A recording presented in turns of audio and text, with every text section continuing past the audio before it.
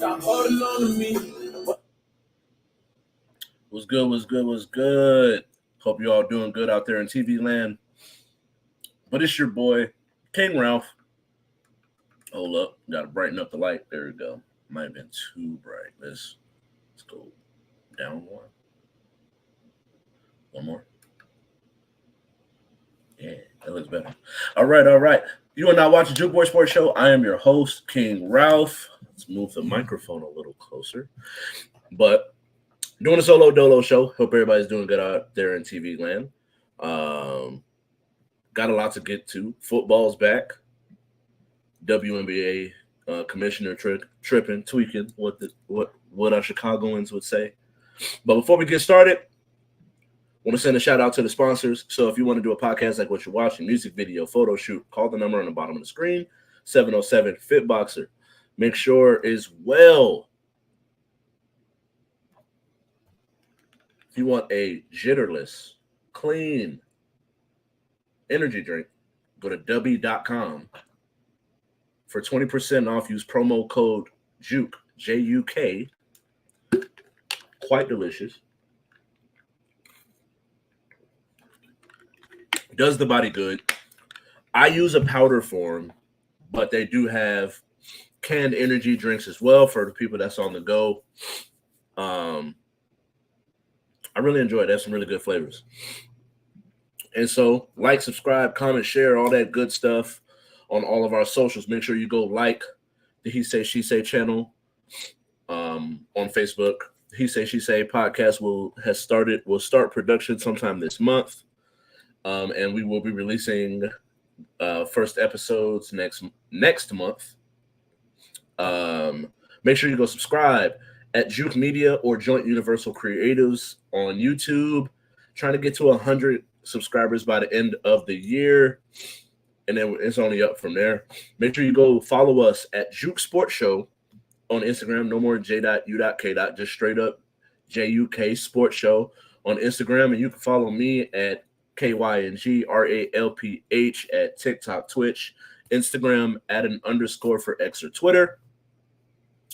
And I had my Raiders jersey on because I was ready for football to happen, and it just didn't. Raiders just didn't do what they were supposed to do. So in the end, Raiders fall to the Chargers 10-22. Is it time to panic? No. I feel like there were points of the game in which we definitely should have won the game. Defense was controlling everything. We had all the momentum. Justin Herbert was struggling to move the ball down the field. And then halfway through the third, toward the end of the third quarter, J.K. Dobbins low-key took over the game. And at that point, I feel like the defense was tired a lot of times of them being on the field, a lot of 3-and-outs. Gardner Minshew not moving the ball down the field. But I do think, although I'm not a big fan of Luke Getsy, the offensive coordinator for the Raiders. I'm not a fan of Getsy. I felt like he struggled last year being the Raiders offensive coordinator. So to get this job, I just completely didn't understand what was going on here or the mindset. What were we really thinking? Hiring him as the offensive coordinator. But I digress. But I do feel like in the end, the defense, how well the defense played gives me some hope that we're going to at least be in games. It's just the fumble or the backwards pass, which really was a fumble. It was a little weird. Gardner Minshew goes to throw the ball. It slips out his hand. He throws it backwards. And then now Chargers got the ball on the 10. But we held them to a field goal in that instant. But then Zamir White fumbles the football as well. And so it's like as many opportunities as the Chargers had, the game could have got pretty bad, but we were holding them to field goals while we were able to score a touchdown, got a field goal. So it was close at one point. It was 10-9, and then from there, the floodgates opened up halfway through, or at least in the fourth quarter. And it was just never close at that point. But we just didn't look good as an offense. We were able to run the ball. There were moments where we ran the ball very well, but Gardner Minshew just didn't look like the answer, but we'll see. Not a lot of people played preseasons, so that's going to be a reoccurring theme. We're going to talk about the Jets later and what happened with that and why I feel like that was why that ended up happening. But I do feel like in the end, the defense this year is going to keep them in a lot of games. And it's just a matter of can the quarterback move the ball down the football field? We'll see. And so Angel Reese, who I talked about last week with her podcast, absolutely unapologetically Angel. But she tweets out over the weekend that she has to have surgery on her wrist, which I believe the surgery was today, but she will be out for the remainder of the season. So leads me to the question, was this year a success for Angel? And ultimately, I feel like, hold on, let me see, what's that? Successful surgery on her fractured left. She has a hairline fracture on her left, so her left wrist was just her shooting wrist. And so I feel like this was a good year. I feel like for her, what she was able to do this year, I feel like she did what she was supposed to do. I feel like going into this season, I talked about whether or not I felt like she should have stayed in college. I do feel like she should have stayed, but now seeing her in the league, what better training can you get than on-the-job training? And I feel like right now she shows at this point in her career, she shows she has a motor to be able to get rebounds. And I hate this whole narrative of, oh, she misses a lot of shots and that's why she has so many rebounds. But if you take away rebounds that were her misses, she's still second in the league to A'ja Wilson in rebounds. So now adding those in, it shows her motor. It shows her ability to find the ball, getting offensive rebounds, getting more than one second chance possessions, third time possessions for her team. And I feel like she showed moments during the season in which you could see her hitting that mid-range, that face-up game, pump fake, get to the rim. Really, she should just straight up, although she's a little smaller, she's 2 inches shorter and probably not as girthy because A'ja plays the 5 and she plays the 4. But I feel like she should definitely just model her game after A'ja Wilson. A'ja can hit the 3 now. A'ja can face up and hit a mid-range. She can step back. She can sidestep. She can jab step, get to the rim, pump fake, up and unders. And I feel like that's who she should model her game after. I feel like right now, yes, Caitlin Clark is going to garner, for good reason, all of the attention when it comes to the Rookie of the Year for the rest of the year. But it's always neck and neck because of what she adds to a team concept. Defensively, being able to rotate, switch, protect the rim, get steals, and just stay in front of the person you're guarding. I feel like it's a very underrated thing, especially because we're so much in an era where if you add something offensively that is you at a high level, Luka, Steph, Caitlin Clark, if you're such an offensive weapon, people just give a pass on the defensive end, and that's the part that I don't like. And so, not to go in on Caitlin, I'm gonna keep this with Angel. I feel like Angel showed the capacity to be a get to the rim, not protect the rim. She's not the best shot blocker. But I feel like with having Camila, she doesn't necessarily have to. She just has to funnel them to Camila at the end of the day. But the ability to switch, guard multiple positions, rebound, her motor, in the end, it's only up from here at this point. So I do feel like Angel Reese this year was a success. I think the one thing that a lot of people look at and they're not paying like that much attention to, or they're ignoring, is the Indiana Fever. Yes, they had the number 1 pick, but the Chicago Sky had the 7th pick, but they're not the same team from last year. It's not like they just added Camila and and Angel and that team that had the 7th pick, which if there's only 10 to 12 teams in the league altogether, then it's not that. Then you must have been a pretty good team. But a lot of their key players went to Seattle, another one went to Minnesota, and then they bring in Kennedy Carter, they bring in Camila, they bring in Teresa Witherspoon as the head coach. They draft Angel Reese, and so the team, the Indiana Fever, although they had the number 1 pick, have the better team because they have 2 former number 1 picks and someone who's made the All-Star team in Kelsey Mitchell and 2 or 3 times as well. And so I do feel like in the end, where the Sky are right now, being in a position where they could possibly make the playoffs, is a success, even if they don't make it. It's just more of getting better every year to the point where now next year, can you bring in some free agents? Who are you drafting? And how good are your rookies going into their sophomore season? And so if in the end, to answer the question, I think Angel Reese's rookie season was a success.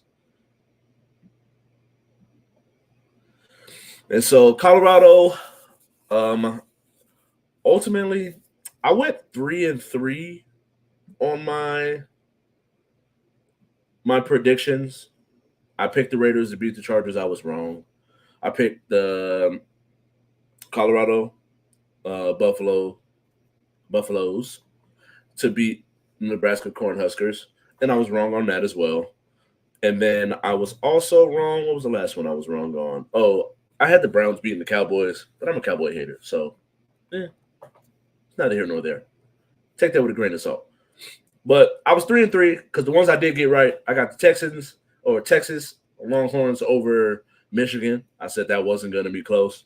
I had UNLV beating the brakes off of. I said it wasn't going to be close. I didn't see it being close, and it wasn't. 72-14 over Utah Tech.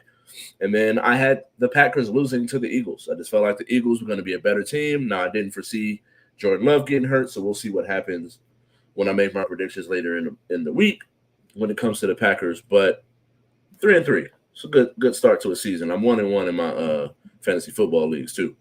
But wait, where am I at? All right, so Colorado gets dominated, and a lot of this things that happened in this game were things that I talked about after last game and last season, where the inability to protect the quarterback, inability to run the football, and inability to get after the quarterback on the defensive side of the ball. And that's the part for me where I have cause for concern. And this right here is a matter of, is it heart or you just don't have the guys? And so I do feel like with Prime, ultimately Prime can't go into a press conference and say that I just don't have the guys in here to get the job done. Ultimately, he has to coach them up. He has to make them feel like they can run through a wall even if they can't.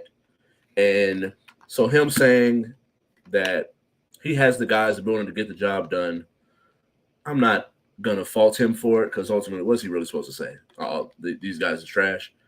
But this is definitely a cause for concern. You have the same issues you had last year with maybe a little bit better position play. You bring in Hayden from Ohio State. You still had Jimmy Horn for a second year. You got Travis Hunter for a second year. You still got Shador, who, honestly, if you take him and put him on the Raiders, that's an upgrade at quarterback where we could possibly be in the playoff hunt and fighting for position when it comes to the conference or the division that the Raiders are in. But specifically talking about Colorado, I feel like with Colorado, it's just you have the talent, but if the talent does have that much time to make a play, what's Shador really supposed to do? I watched a couple different times during the game. They showed how much time Shador had to throw the football. When you only have 3 seconds to get the ball out, you're really not able to get through too many progressions. You got Trav, you got Jimmy, and then it's either run or get rid of it. And when you start to see these bigger plays happening. That's when people have 3, 4, 5 seconds in the pocket, and they can look around and go make a play. And that's just not where the Colorado Buffaloes are. That just it just is what it is. Like it sucks to say, but it's definitely a cause for concern. And I don't really have too much hope for the rest of the season. But as a person that is rooting for Prime, rooting for Shador, rooting for Trav, I hope they can turn it around.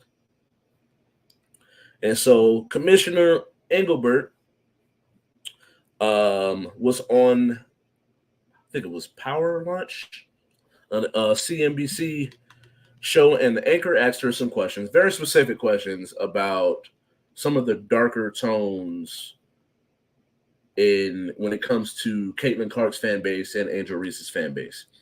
And so they respond to the questions, and they strictly focus on the Larry Bird and Magic Johnson aspect of the comparison. And I see it, I've even brought it up, but to ignore the undertones of even that rivalry versus this rivalry, which in the end, rivalry is great for sports. Some of the better parts of sports are the rivalries. The Larry Bird and Magic Johnson, to the Lakers and the Kings, to Warriors and Cavs, LeBron and Steph, to Angel Reese and Caitlin Clark. Like basketball and any sport, you need those rivalries, and they carry the sport and lift it to a new level where Caitlin Clark and Angel Reese have been able to do so.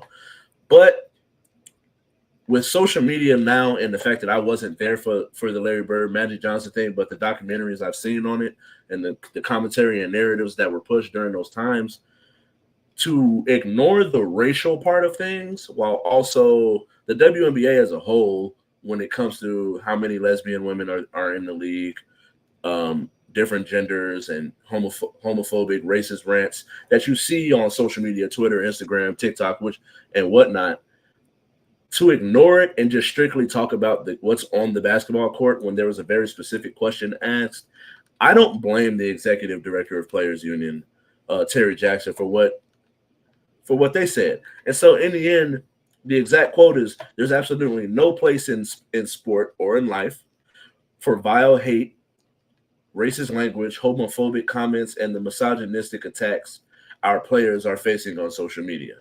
And so they go on to say, this is how the commissioner should have answered that question.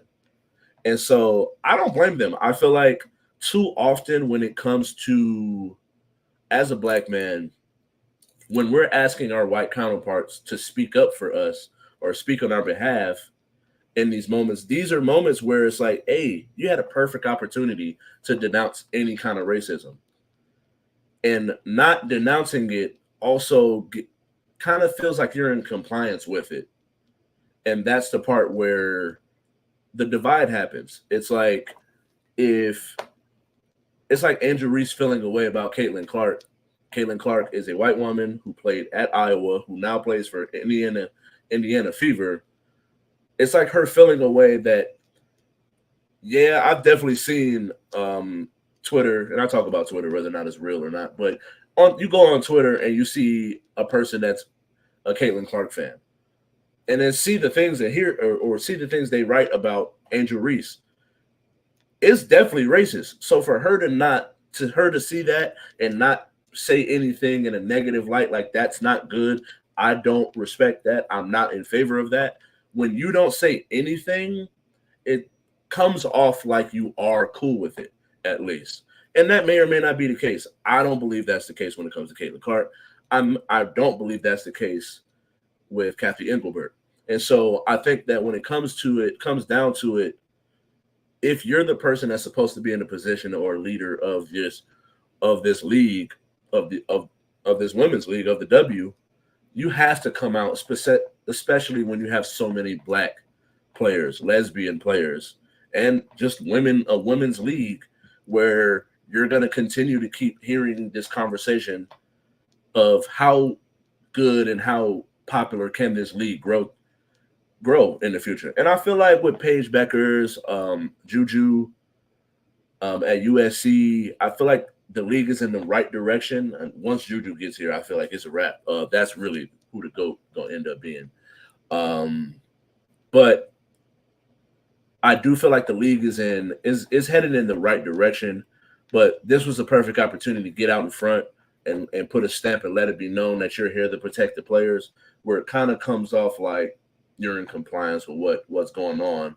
And you're okay with the racist rants from these fan bases as long as they're talking about the sport. And that's the part where I feel like it can get a little messy. And so I mentioned it before. I was 3-3 in my predictions over the weekend. We're going to get them next week. I do feel like watching some of the games and seeing some of the things, a lot of it was just more projections at the end of the day rather than an actual prediction, because the Jets, for instance, didn't play their starters. And so to go into it, dang, I didn't write it down as a topic, but to get into it, Jets lose to the 49ers. Jets don't look good. 49ers look great. Was the win more impressive for the 49ers, or am I more disappointed in the Jets? And this is where I think getting those reps in preseason, where it's like we took away a preseason game. Eventually, we're down to 3. We're eventually going to get down to 2 with an extra regular season added to it. And that's the part for me where if they're not going to play, if I'm paying, it's a significant difference between a preseason ticket and a regular season ticket. If I'm paying the money to go to one of these games, I don't want to see preseason level of play at a regular season game. And I get it, it's week 1, but Aaron Rodgers shows up late to mini camps, didn't play all of last season with a torn Achilles, doesn't play in the preseason, plays week 1 and looks super rusty, where to the point where he's checking out of plays, checking back into plays, missing wide open throws. You can tell he has like a little bit of timidness when it comes to getting out of the pocket and making throws on the run, and avoiding contact, where as much as we don't really necessarily think of Aaron Rodgers as a mobile quarterback, part of his thing was throwing on the run. He can have a pass on the run where he couldn't have walked down the field and handed it to him any better than to throw from 50, 40, 60 yards. And so I do think that the 49ers, they did what they were supposed to do, but I do think it's more about how good the 49ers were rather than the Jets just being disappointing, because I feel like next week they'll put a better product on the field. Where the 49ers, you don't have McCaffrey, you put in, I know it's Mason, number 24. He did his thing. He balls out, goes for 150. And I feel like they did what they were supposed to do. I feel like Kyle Shanahan is inserting himself as a top 2 head coach behind Andy Reid, and then putting himself in that conversation with Sean McVay.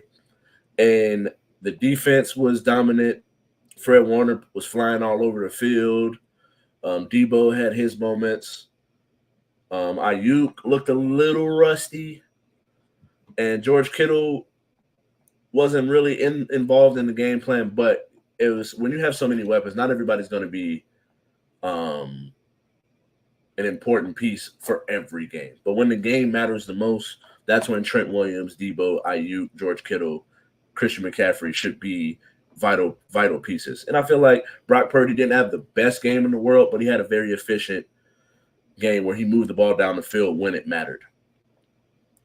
And so going off top, it's a lot of talk about Kendrick Lamar and announcing over the weekend, while also taking a dig at Drake, that you only get one opportunity to win a championship. There's no such thing as there are no round 2s in the Super Bowl. Meet him at the Super Bowl in February in New Orleans. And then social media went crazy. And I do, after more thought, when I first seen it, I was kind of like, whatever, y'all need to get over it. I can see why people feel away. When the Super Bowl, if you go 3 Super Bowls ago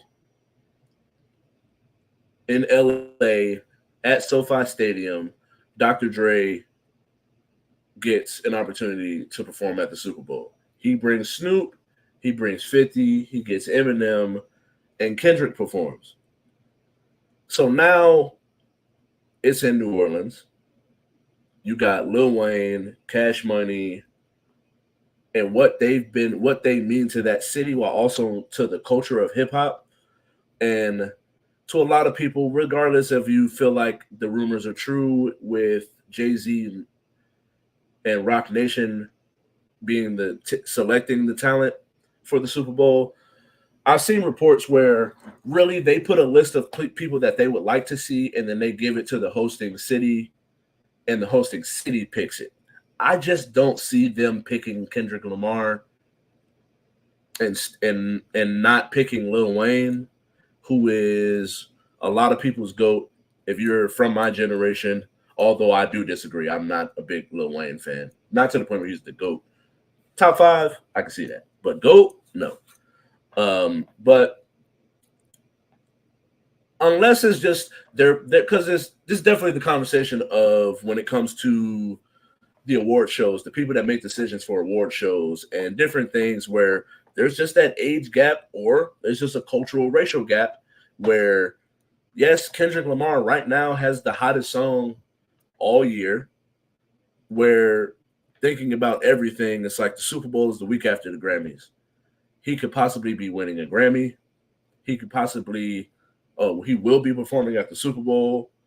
And how many things that go into it.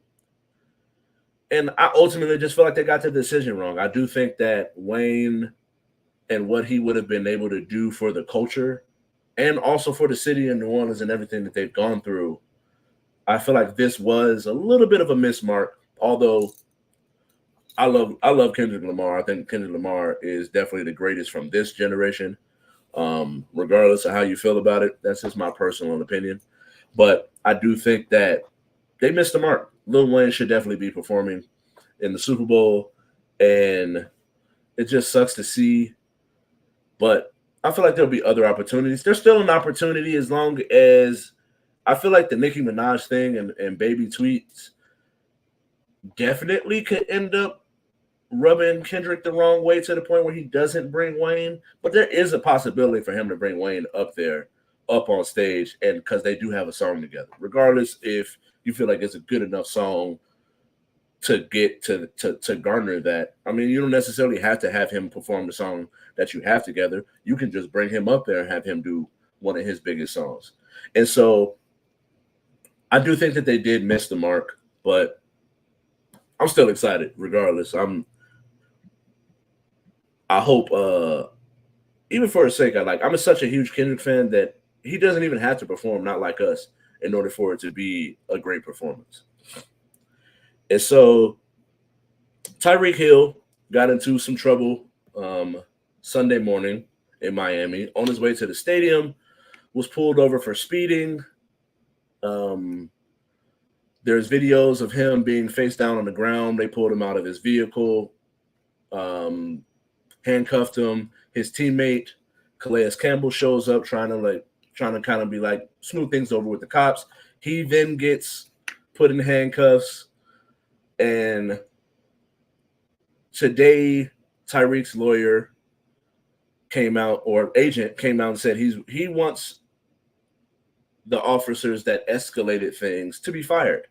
And ultimately, I do think that this needs to happen. I feel like at some point, we can't just keep, because you pissed me off, or you irritated me, that I should be able to have the power to abuse my power. And these are the things here that I feel like we've been asking and talking and having these conversations for years is, yes, at the end of the day, people should comply. But not complying doesn't mean that you should die or have your life threatened or get beat up or dragged out of a car. And those are the things here where it's like, all right, like you come off as a person that hasn't had power in their life and now they don't know how to dial it back. when they're annoyed and they let their emotions take control. And I think at this point we're just tired of the administrative leave, paid leave. And ultimately, I do agree with Tyreek Hill and his agent, and he went and did a few interviews today where he talked about the situation. Now that the forget what it's not the dash cam, but it's like the camera angle from the view of the cop themselves, and they estimated that he was doing 60 and a 40, not the whole 100 and a 40 conversation that was circulating in social media yesterday. And so now that all the information is out, it's like what really happened here doesn't match what the outcome was. And so I do feel like there should be some repercussions. I'm tired of seeing the paid leave. I feel like cops should definitely lose their jobs because there's certain things that, yes, we need cops, but we don't need them to the degree of just letting anybody be a cop. The amount of training that goes into it, it's like my girl, when she did her to be a hairstylist, there's a certain amount of schooling that she had to go through in order to be able to do it, which that's more schooling than it is and the training process of them being a cop.